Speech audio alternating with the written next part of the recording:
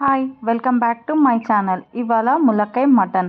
దానికి కావాల్సింది మటన్, ములక్కాయ, కొత్తిమీర, పుదీనా, పచ్చిమిరపకాయలు, ఆనియన్, కొంచెం చింతపండు పులుసు.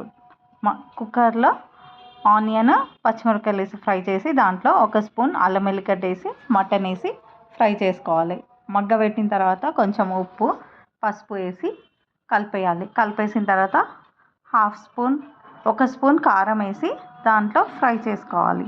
ఫ్రై చేసిన తర్వాత ధనియాల పొడి, జీలకర్ర పొడి వేసి కలిపేయాలి. కలిపేసిన తర్వాత దాంట్లో చింతపండు పులుసు వేసి కొత్తిమీర, పుదీనా వేయాలి. వేసిన తర్వాత చింతపండు పులుసు వేసి కలిపేయాలి. కలిపేసి కుక్కర్ 5 విజిల్స్ పెట్టుకోవాలి. పెట్టుకున్న తర్వాత కుక్కర్ మూత తీసి ములక్కాయలు వేసి కొంచెం ఒక 10 నిమిషాలు మగ్గబెట్టాలి. మగ్గబెట్టిన తర్వాత దాంట్లో గరం మసాలా వేసి కలిపేయాలి. కలిపేసిన తర్వాత కొంచెం దగ్గర అయ్యే వరకు మగ్గబెట్టాలి. తర్వాత ములక్కాయ మటన్ రెడీ.